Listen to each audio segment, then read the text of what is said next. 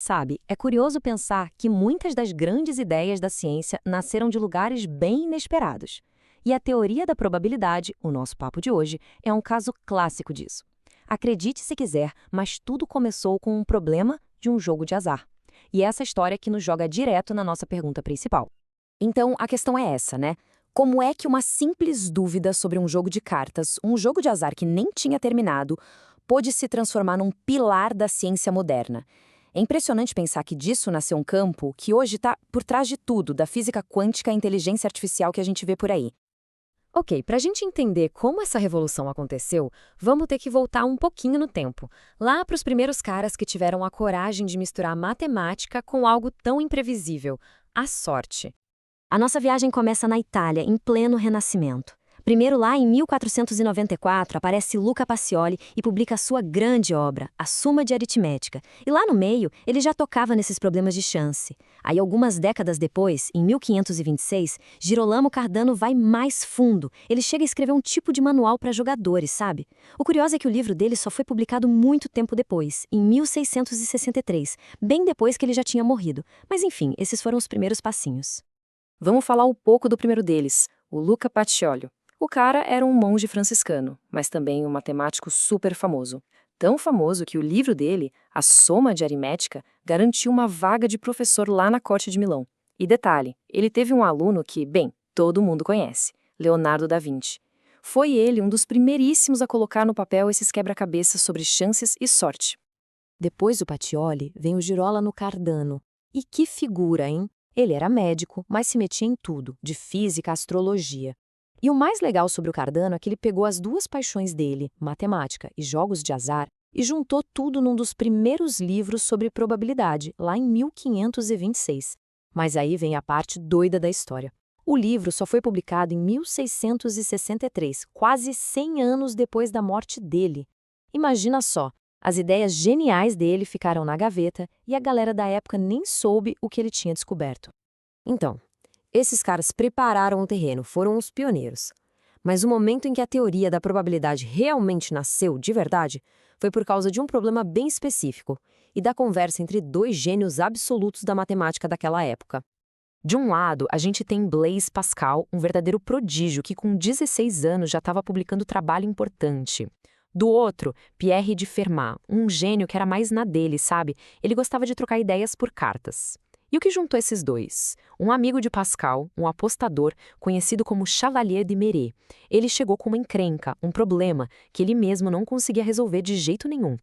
E aqui está o problema que mudou o jogo, literalmente. O problema do jogo interrompido. Pensa assim, dois jogadores apostam uma grana num jogo que termina quando alguém faz, sei lá, 6 pontos.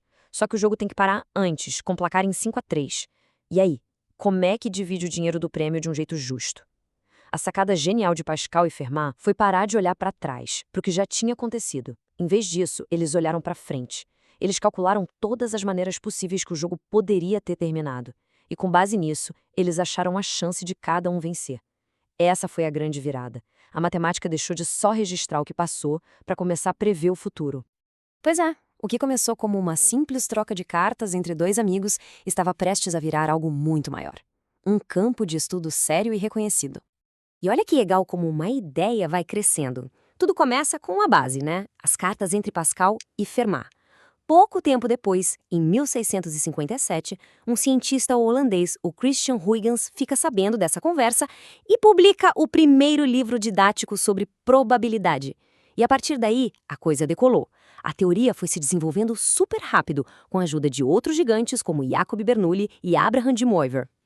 Beleza, a teoria já existia, estava estabelecida, mas na cabeça da maioria ainda era coisa de jogo de azar, de baralho, de dados. Isso estava prestes a mudar. E a mudança tem nome e sobrenome. Para a gente ter uma noção do tamanho do impacto desse cara, dá uma olhada nessa citação dos historiadores da matemática Boyer e Merzbach. É direto reto. A teoria da probabilidade deve mais a Laplace do que a qualquer outro. Ou seja, sem o trabalho de Pierre Simon Laplace, a história seria completamente outra.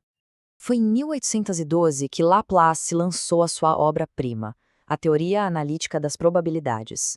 E olha, isso aqui não foi só mais um livro na prateleira. Foi um momento da virada. Foi quando a probabilidade deixou de ser só uma curiosidade de matemático para virar uma ferramenta essencial, universal, para toda a ciência. Vamos ver na prática como isso explodiu. Antes de Laplace, o papo era sobre dados e cartas. Com Laplace, a coisa mudou de patamar. A probabilidade começou a ser usada para tudo, para calcular erros em experimentos científicos, para fazer o cálculo de seguros, para mecânica, para estatística, para economia, até para ciências sociais. Ele basicamente abriu a porta da probabilidade para o mundo como a gente conhece hoje.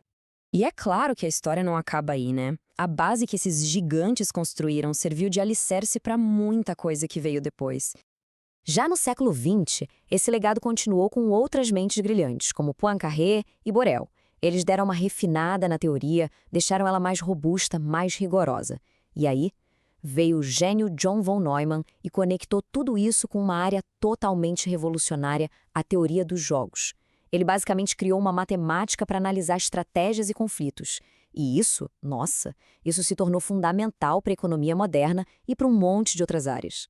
E tudo isso nos traz de volta para os dias de hoje. A gente começou com uma dúvida simples de como dividir um prêmio de um jogo, e hoje essa mesma teoria ajuda a prever resultados de eleições, a entender as mudanças do clima e, claro, a treinar as inteligências artificiais que estão transformando o nosso mundo.